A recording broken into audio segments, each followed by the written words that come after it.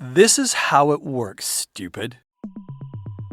It might be a stupid assumption, but I'm going to take a stab at the fact that you're not some Bible-bashing nitwit who's been told from day one that God is love, but still find yourself standing on street corners wielding great big placards dissing the people you think that God somehow, through his omni-ignorance, forgot to mention that he didn't include in the mix. Neither are you some idiot who believes that by killing a whole bunch of people you'll get to fuck a bunch of virgins in the afterlife. Because horny as you might be, with an understandable but super stupid vision of how you can finally get your rocks off, if you believe that shit, you're dumber than a sack full of hammers. Which is really a closeted way of expressing the original non-PC version of what I'm actually saying, which is that you're a fucking jacktard. It's easy to get angry about the myriad mentally disturbed actions swirling around this planet in the name of all kinds of mighty ideas bigger than all of us. But ultimately, it doesn't take any kind of scientist to get that what spits from your brain into the ecosphere around you is a choice you've made, no matter how brainwashed or full of hogwash you are. Yes, it's all about you. The person who's hopefully not wallowing in a conveniently created set of systems that allow acute dumbassness to flourish, but who instead has picked up this profound, and I think quite funny, but that's just me wallowing in my own set of beliefs, book in order to figure out exactly how things work and how to get where you want simply by seeing yourself in everything. Here's the thing. We're not here to be perfect. In fact, conflict, horrible though it mostly is exactly one of the big things we're here to kick about and examine. Conflict is what makes us make hopefully healthier decisions, choose to go for hopefully better choices, and pull ourselves away from hopefully mindless follow the leader, whoever or whatever that might be, and into follow your true heart. And I don't mean some stupid-ass passion for punctuating the end of a sentence with a bullet, but that interior know-it-allness that hangs out behind all that.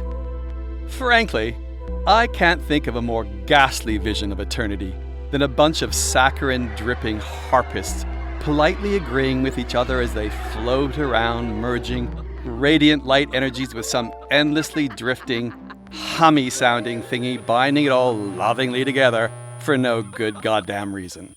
Please! That shit drives me frickin' teaspoons.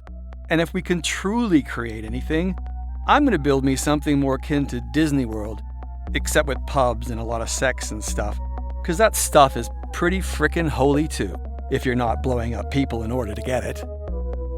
The thing is, heaven on earth is pretty simple when you start getting that you are literally fucking God. Let me rephrase that for the sake of perhaps misunderstanding. You are God. Every frickin' religion says this because it's true. And every doctrine reaching for some kind of advancement does too. But unfortunately, when push comes to shove, we're all really quite unintelligent beings so caught up in our ego-based bullshit that somehow this simple concept spirals off into all kinds of unrelated to the original idea rubbish. But there you go. Part of the fun of living is having a laugh at just how complicated we tend to make things. And so here I am to spell it out to you plain and clear. God is everything. You are God. So you do the fucking maths.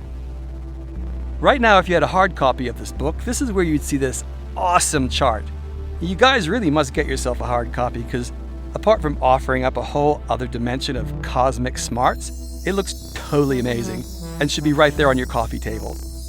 Anyhow, this is where the This Is How It Works chart, drawn by my super fab artist friend Emir Çaka Erkaya, would be illustrating how you, your underpants, some blobby fish thing that looks like a face, a $1 bill, a naked dancing couple, E equals MC squared, your dirty sock, a neat car, some stupid war, a strangely drawn cartoon character, and Galileo are all the same thing. Just as Galileo blew everyone's minds apart by proving that it was the sun, not our Earth, that was the center of our planetary system, you are now at that moment when instead of flapping your psychic arms like a maniac as you try to levitate up to heaven, as well as paddling your feet hard in order not to get sucked down to the fiery flames of hell, creating quite a lot of psychological tension, I might add. Or whatever vision of that you hold, you are quite literally like God, as God, in fact, everything. And once you let that settle and really get down with it, you'll find a kind of immense relief that you never knew was possible.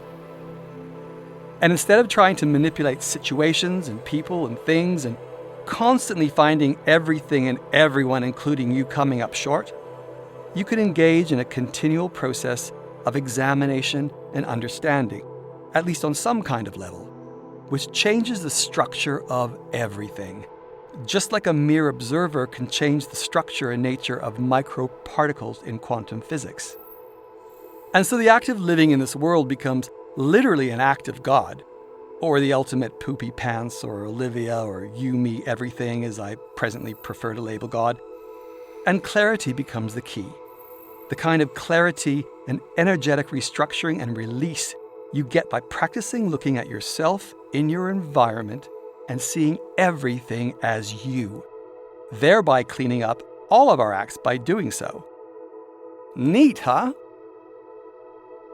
If everyone in this spinning world immediately dropped their guns and switched off the detonators to that surefire highway to stupid-ass virgin after death Phil, picked up a broom, dustpan, sponge, and some gardening tools, and instead of focusing on what's so fucking wrong with everything, looked at the space immediately around them and got down to knowing that that space is them, then this earth would shift so immediately and so completely in the right direction that it would never happily be the same again. In fact, I might get that going. An annual, then monthly, then daily, then minute by minute, personal world cleanup movement. Yeah, I think I'm going to do that. So when you get yourself that hard copy of the Spiritual SLOB, check out Emir's chart. Study it. Get it. Fill in the missing details with the multimajillions of other things that you are, then discard all of it and just be everything.